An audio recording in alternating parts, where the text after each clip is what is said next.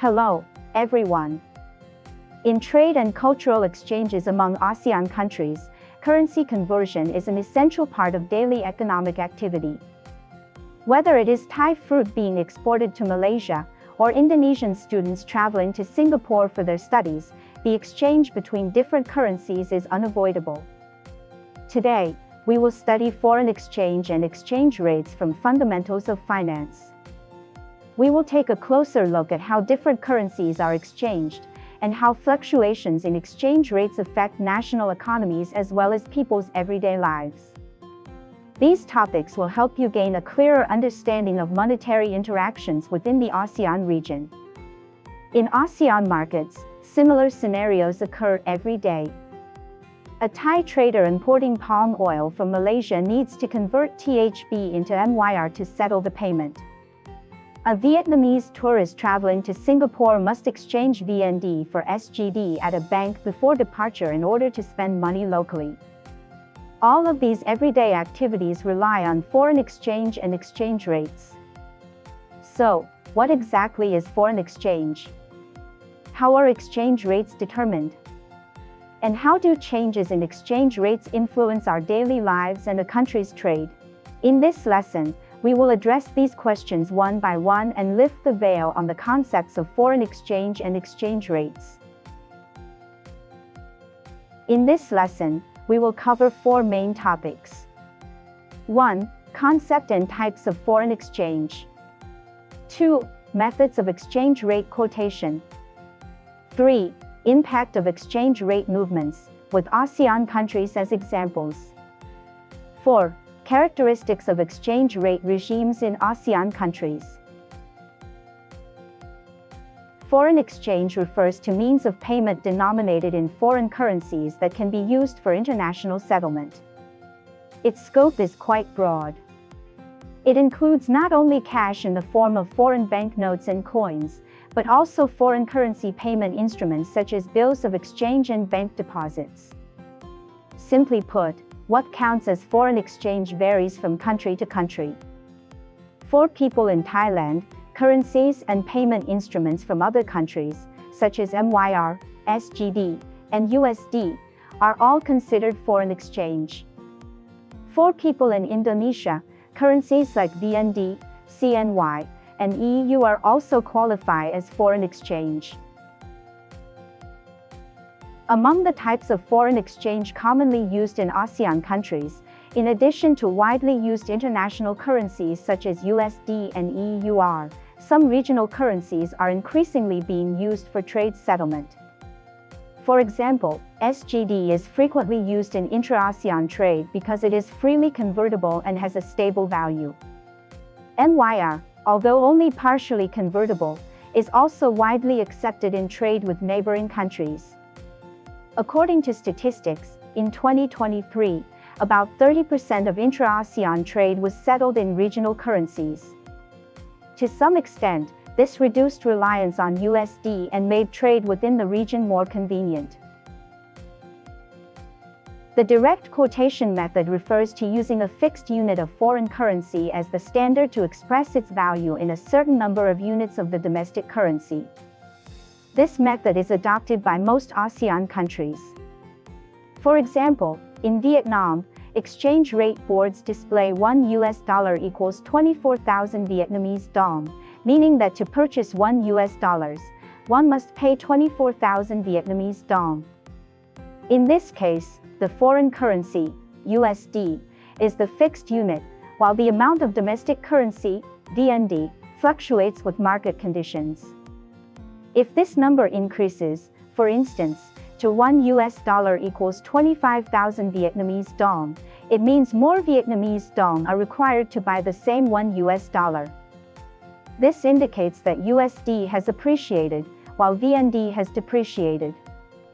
The indirect quotation method, by contrast, uses a fixed unit of the domestic currency as the standard to express its value in terms of a certain amount of foreign currency. Singapore adopts this method. For example, data from 2024 show 1 Singapore dollar equals 0.74 US dollar, meaning that 1 unit of the domestic currency, SGD, can be exchanged for 0.74 units of foreign currency, USD. Under this quotation method, if the number increases, for instance, to 1 Singapore dollar equals 0.76 US dollars, it means that 1 Singapore dollar can be exchanged for more USD, indicating an appreciation of SGD. Changes in exchange rates have a direct and significant impact on trade. When a country's currency depreciates, it generally benefits exports. Take Indonesia as an example. In 2024, IDR depreciated by 5% against USD. This made Indonesian palm oil relatively cheaper on the international market, lowering purchase costs for foreign buyers. As a result, Indonesia's palm oil exports increased by 8%, bringing more orders to Indonesian exporters. By contrast, when a country's currency appreciates, it tends to favor imports. In 2023, SGD appreciated by 3% against THB. This meant that Singapore could import more rice from Thailand with the same amount of SGD, reducing import costs. In the market, this was reflected in lower prices for Thai jasmine rice in Singaporean supermarkets, allowing consumers to benefit. For overseas education, if THB depreciates by 10% against AUD, Thai students studying in Australia would need to spend more THB to obtain the same amount of AUD. As a result, tuition and living expenses effectively rise by 10%, placing greater financial pressure on families. For cross-border consumption, the situation is the opposite. If MYR appreciates against CNY, Malaysian consumers can exchange the same amount of MYR for more CNY when purchasing Chinese products online. In effect, prices become lower, allowing them to buy more goods with the same amount of money. Exchange rate regimes among ASEAN countries display considerable diversity, as each country chooses a system that best suits its own economic conditions. Floating exchange rate system. For example, Singapore adopts a managed floating exchange rate system. The Monetary Authority of Singapore guides SGD to fluctuate within a target band through a range of policy measures. This approach maintains a degree of exchange rate flexibility while effectively stabilizing domestic prices, making it well suited to Singapore's open economy. Fixed exchange rate system. Cambodia, for instance, pegs its currency, KHR, to USD at a fixed rate of 1 US dollar equals 4,000 Cambodian rial.